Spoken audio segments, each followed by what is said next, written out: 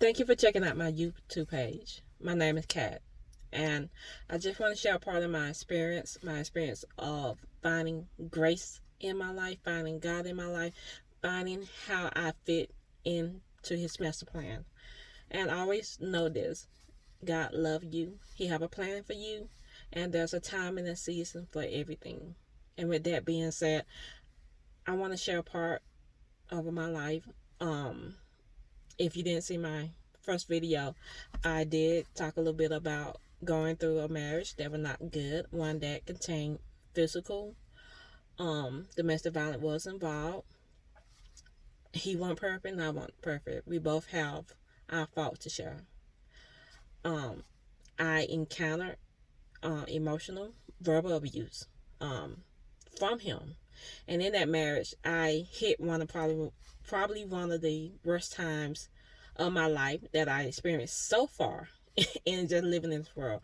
And that was feeling despair, oppressed in the spirit, oppressed in my mind. Someone said, well, why you just didn't walk out the door?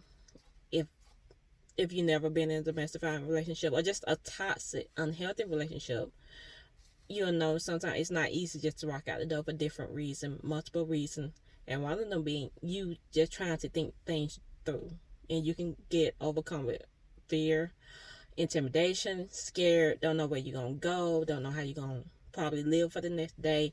You just can't think of what to do in that moment overall because you're trying to put everything together in the instant. And it's hard. Not saying I didn't never try and leave, I did, and I always found myself back. One of the things that I went through at that time, and it been several years ago,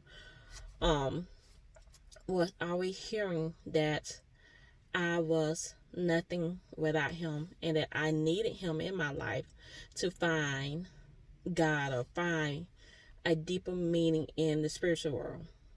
And so I said, well, do you believe that? No, I didn't believe it. But when you hear anything on a routine basis, it sinks somewhere into you and it try to take root. So I didn't believe it. I knew that was not true. I knew that God was somewhere in anybody, even in him. He's everywhere in somebody. It's just the fact how I guess how deep is our relationship with God. If we can hear, if we can fine tune our spirit hearing to pick up what God is saying on how to move and how to deal with situations, how to deal with ourselves, how to deal with our emotion. So at that particular time, I be honest, I didn't hear God. I just knew that God was there, that God was not pleased with some things that were going on in my life, his life, in the marriage, in the home.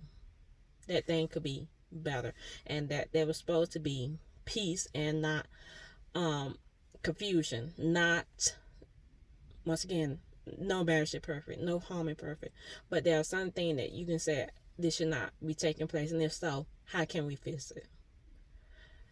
And I had to work on myself, and it was hard when someone else is trying to counter that and trying to control and dictate how you move even within your own home. So basically I was working on eggshells a lot, and I had to put a edge of protection around my mind because I was feeling like, well, God, if I'm going through this, why I'm not being saved, why I'm not being redeemed from this situation, because I'm trying to, what did I do in my life to get this type of reaction? What did I do to somebody to have someone to treat me like this? And like I said, I was feeling oppressed, despair, had very negative thoughts about myself, the situation, and I didn't know what to do because it was hard to ask.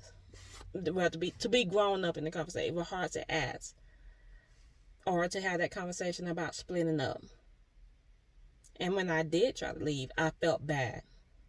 I felt bad because I had kids. We have kids together. I didn't want to be that person stigmatized, say, oh, she's a single parent.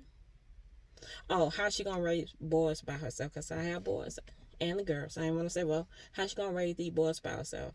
And also, that was some of the things he used to tell me too. He used to say, well, you can't raise these kids by yourself. No one gonna watch you if you leave. you're just going to curse yourself and the kids if you leave. You're a bit ball of selfishness if you leave. So I was so scared to take a step outside of that home because I didn't want to fail myself. I didn't want to fail my kids. I didn't want to become nothing. So it took a moment, and I had to find myself in God. I had to find myself in His Word. And what does His Word say about me? So if you know anyone, or if it's yourself, that you don't even have to deal with the mess around, but if you just feel you can't get out of the situation, I want to let you know there's hope. And don't give up your hope. If you say, well, I never had hope, find it. Find your hope. And look in the Word. With technology now, you have Google. Google what hope means in the Bible. What it means to have peace, and ask God to give it to you. And there are 2 scriptures I'm going to share with you real quick that helped me and still helping me today to find, I guess, hope, faith, and opportunity to look for better in my life for every moment. One of them is Psalm 34:18. And it is, the Lord is close to the brokenhearted and save those who are crushed in spirit. Because my spirit was so crushed, I had to start somewhere. So that gave me comfort in knowing that He's near me. And there was going to be a precise moment in time that He was going to save me before I got too deep in and before there was no return. And then another one that really, I guess, motivated me, and once again it's found in Psalm 40:1-3, and this is from the Good News translation. I waited patiently, the Lord's help, then He listened to me and heard my cry. He pulled me out of a dangerous pit, out of a deadly quicksand. He set me safely on a rock and made me secure. He taught me to sing a new song, a song of praise to our God. Many who see this will take warning and will put their trust in the Lord. Someone said, well, how did that apply to your life?